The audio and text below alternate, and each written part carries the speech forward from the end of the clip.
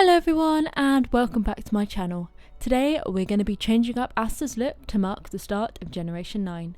Check out the link in the description for the full rules for the Whimsy Legacy Expanded Challenge, but today we're going to be going over the rules for Generation 9.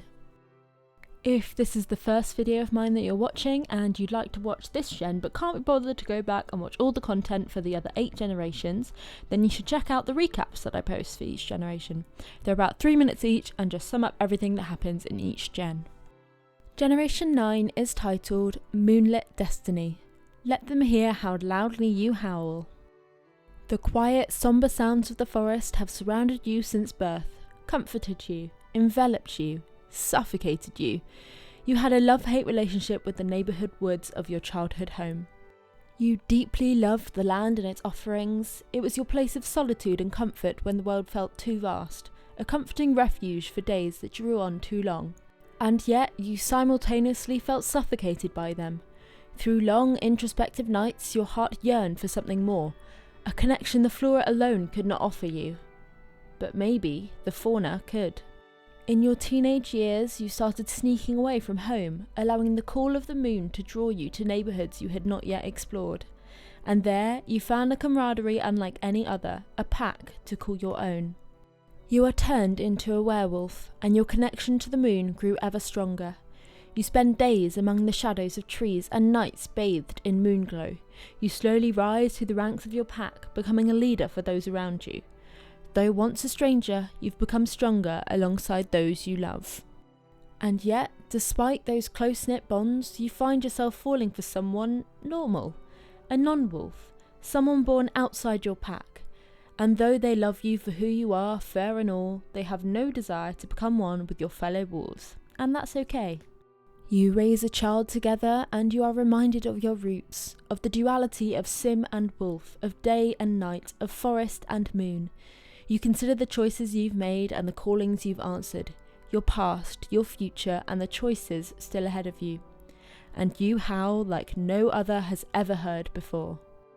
The aspiration for this gen is any of the werewolf ones, so we will be starting out with Werewolf Initiate and seeing where we go from there. His traits are athletic and adventurous, and he has also inherited the vegetarian trait. I have also given him the Child of the Moon and Good traits, and his inherited lifestyle is outdoorsy. Now let's go through the events for this generation. First we have Part of the Pack. As a teenager, start sneaking out at night and visiting Moonwood Mill. There, befriend several werewolves and start getting to know them. Before you become a young adult, allow yourself to be bitten, either by a random wolf attack or by asking a werewolf to turn you. Embrace your new wolfy lifestyle and let them hear you howl. So, of course, if you've been watching Generation 8, you'll know that we did befriend a couple of werewolves at school, and we did try to explore the underground tunnels in Moonwood Mill. We also ended up getting bitten by Greg while we were trying to protect our friend Everly, so currently Aster is in the process of turning into werewolf but has not yet turned, so we should see that in episode 1 of this gen. And next we have Leader of the Pack. Join one of the 2 werewolf packs in Moonwood Mill and slowly but surely rise through the ranks to become leader of your pack. You don't have to choose the pack associated with your aspiration, but it's probably better to pick connected ones. Lastly, let's go through the goals for this generation. As a teenager, choose any aspiration you want. As a teenager, sneak out at least 5 times. As a teenager, visit Moonwood Mill at least 3 times to break and enter into lots. We definitely snuck out at least 5 times to go to Moonwood Mill and explore the underground tunnels, but we did not break and enter into lots, so I might do that as a young adult. We'll see how that goes. Meet and befriend werewolves from Moonwood Mill. As a teenager, get bit by a werewolf or ask one to turn you. And after aging into a young adult, move out of your childhood home and into a small home in Moonwood Mill. Change your aspiration to any werewolf-related aspiration. Join the werewolf pack of your choice and rise through the ranks. Cultivate a home garden and cook with your ingredients as much as possible. So for this one, I've decided to put on the simple living lot challenge, so we'll see how that goes. Have a child with someone outside of your wolf pack or adopt a non-wolf child. You do not have to get married or have your partner move in, but your children must live with you. At least one of your children must be a non-wolf. reach rank 5 in the werewolf ability tree, choose to stay as a werewolf forever or search for a cure, master the fitness and gardening skills, and complete your chosen aspiration.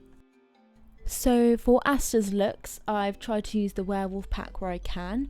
I kind of want his look to be a bit scruffy and dirty because I think that just makes sense for a werewolf. And if you haven't noticed, I've gone for a blue, black and grey colour scheme here.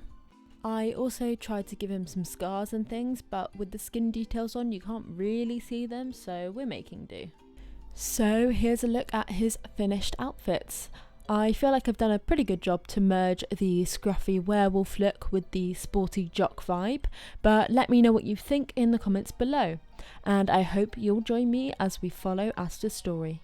Please like, comment and subscribe, and I'll see you in the next one. Bye!